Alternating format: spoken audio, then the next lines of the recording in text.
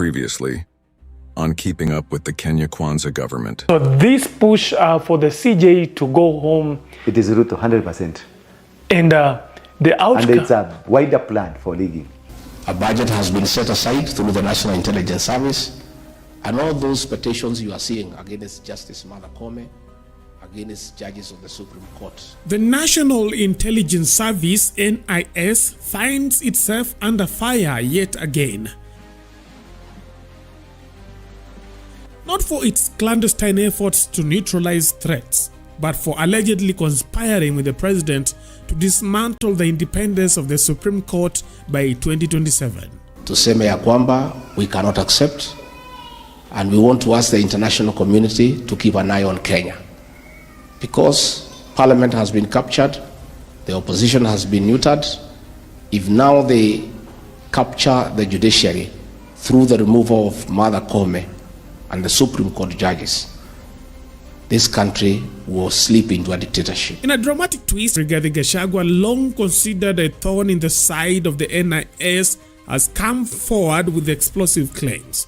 According to Gachagua, the president has reportedly allocated a budget to the NIS with the aim of ensuring Chief Justice Martha Koome and her fellow Supreme Court judges are ousted well ahead of the general elections in 2027. When I'm here in Meru, I want to say that we have seen a scheme to remove Justice Martha Koome from office as Chief Justice and President of the Supreme Court. And I want to say, sisi tumesimama na Martha Koome, na hii maneno ya kumnyang'anya askari na nini ni kumuzia uoga so that she can resign. I want to ask my sister, Lady Justice Martha Koome, don't be intimidated. Don't. Stay put. You are doing a good job. Continue making sure that this is a country of the rule of law and constitutionalism. There is even a bigger scheme to dismantle the Supreme Court ahead of the 2027 elections.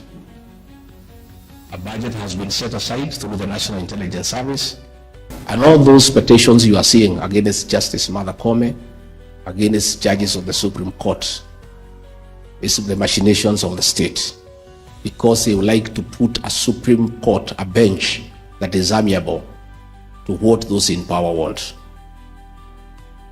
Tuseme ya kwamba we cannot accept, and we want to ask the international community to keep an eye on Kenya. Because with a section of lawyers seeking her removal from office for alleged misconduct and misbehavior.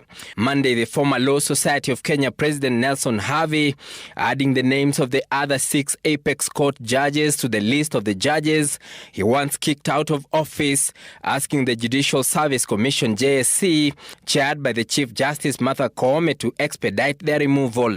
In the sworn affidavit received by the JSC on the 13th of January 2025, Harvey claims bribery allegations against 4 judges of the Apex Court in their handling of the 2022 presidential election petition filed by the then Azimio la Umoja One Kenya presidential candidate Raila Odinga against President William Ruto, which saw the judges pronounce Odinga's petition then as hot air and a wild goose chase. Similarly, the former LSK president claims that CJ Koome lacks leadership and direction as expected of a Chief Justice to lead the Judicial Service Commission.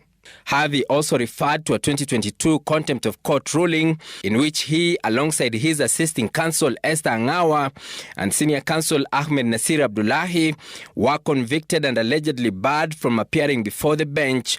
The lawyer who has been a thorn in the flesh of CJ Koome now asking the Judicial Service Commission to recommend to President William Ruto to form a tribunal to investigate and remove the judges from office. However, in a quick rejoinder, Koome, who has recently complained of cyberbullying and a plot to oust her, stood her ground, saying she will not bow down to pressure. You asked me whether I would resign. I would also ask you, why would I resign? I have a tenure. I was appointed to serve for a tenure, and you have not given me reasons why you would want me to resign. So I think that is where I would leave the question. I think, unfortunately, I think we haven't received the petition. It's probably being processed there. We were there on the 7th and I didn't see it.